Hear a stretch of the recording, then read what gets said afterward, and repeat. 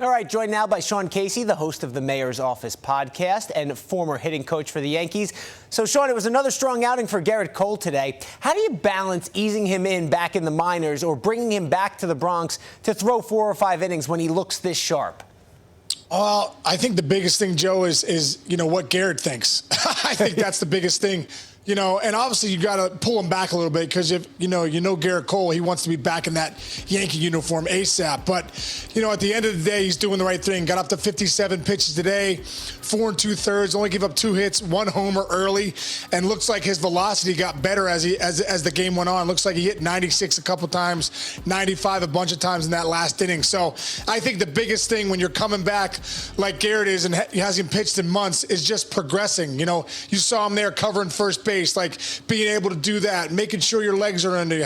How are you recovering in the next 4 days before you get your next start? So there's so many things that go into it. It's not just reading the pitch count and the velocity and stuff. It's getting back into baseball shape. You said it depends on what Gerrit thinks. Earlier this week, Aaron Boone kind of had a similar sentiment. He said there's going to be a lot of conversation around it. Is that special treatment for Gerrit Cole because of who he is?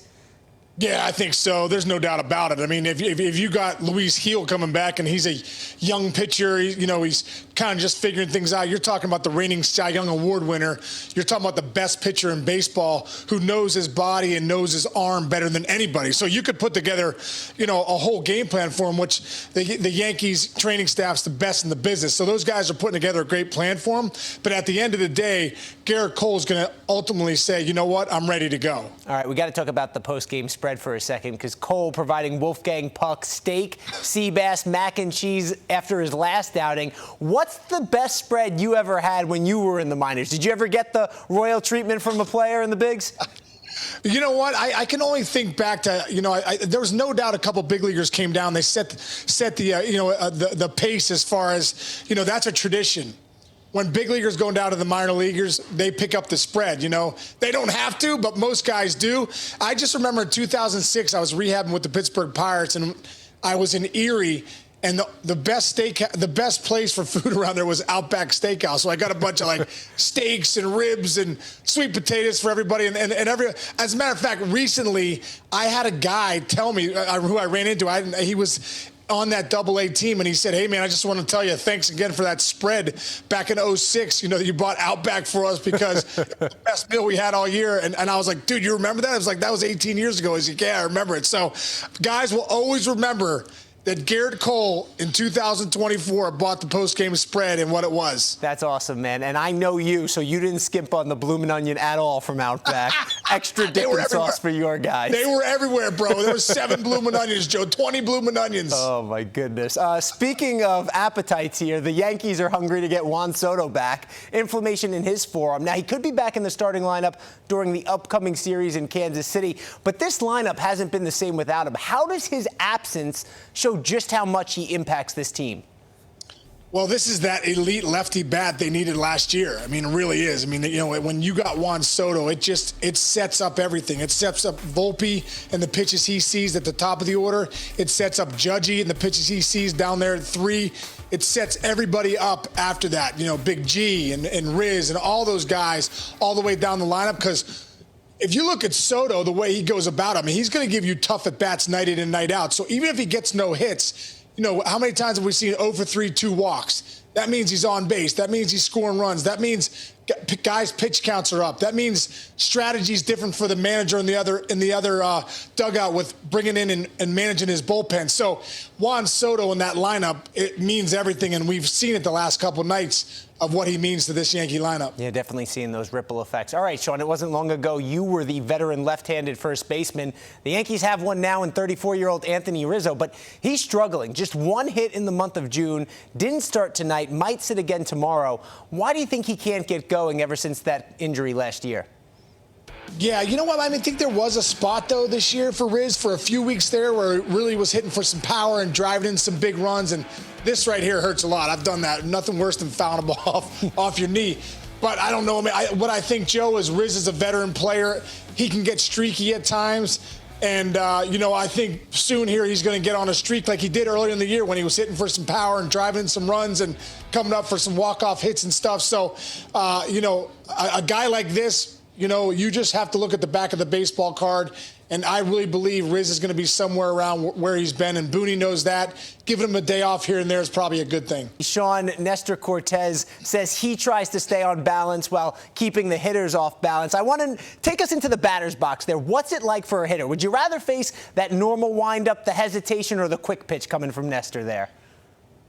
Well, you know what, Joe? I think to be a great hitter in this league, you got to be able to get to release points. So whether the guy's quick pitching you or was doing what Nestor does, where he does that stuff and dancing, for me as a hitter was really irrelevant. Like, I had to just slow down, get my vision to the release point. So he could do that all he wants. But at the end of the day, I got to be ready to go with the release point and I get my timing on when he starts coming at me. So, I think it's great, though, because for Nestor, I think, listen, at the end of the day, as a pitcher, you're trying to have deception to the hitter, right? You want to deceive the hitter any way you can. So all the stuff that Nestor does really is for deception, though he's trying to get guys off timing. So at the end of the day, I see why he's doing it. During your career, is there one windup that sticks out in your memory that might have been a little Nestor-like, that was difficult to face for you? Well, yeah, when I see Nestor, it makes me think of Hideo Nomo, back in the day when he was with the Dodgers, just the high windup. He'd come, he'd stop, pick his leg up, maybe turn a little bit, and then come with the split finger, Joe. I'm like, wow. I mean, I didn't hit him well. I think I was 1 for 8 with a few punch outs because that split finger was so nasty. But I remember thinking to myself, like, man, I cannot stake on that windup. I have to somehow try to get to the release point. But I had trouble with Nomo. Maybe it was because of that windup. All right. Hey, maybe there's something to it, a little deception there. All right. Nestor said that he hit it off this offseason with Marcus Stroman during spring training. Do you think that's part of the reason both of these guys have had some success early on, because he's one of the guys? Man, I think that's always a good thing. I really do. I think for Stroh coming in there, I think those guys really embraced him big time. And he's from New York, Long Island, New York. This guy's a New Yorker, and I think he's always wanted to wear the pinstripes. So I think that's a big deal, man. The camaraderie of guys in the offseason, the camaraderie of the pitchers. It seems like those starting pitchers are feeding off each other. These guys are having incredible start after incredible start. Nobody wants to be the starter that doesn't have a good start. So it's been a lot of fun to just watch the internal competition with this staff. All right, Sean, 2008, you were with the Red Sox when you opened the season against the A's in Japan. So what's it like bringing America's pastime overseas there? It's a great experience. I mean, that was one of the coolest things for me. You play in the States so much and you travel around you're all around the country all the time, best cities in the United States. But then you go over to Japan. We opened up in Tokyo there against the A's in 2008. And looking back, what an experience. I mean, the place was packed.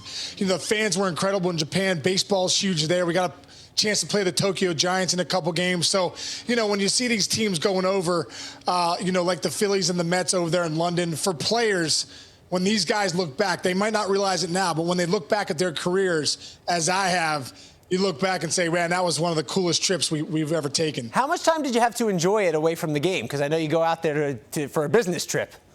Yeah, not a ton, Joe. I mean, it was a lot of hotel breakfasts. Then all of a sudden you're at the yard and you're playing, and so there wasn't a ton of time. There was one day we had an off day, I think, and we went around and did a bunch of stuff around Tokyo, but, there's not a ton of time. But just being with those fans in a different culture and seeing how much they love baseball was just pretty awesome for all of us. Awesome. For more stories, tell them where they can tune into the Mayor's Office podcast.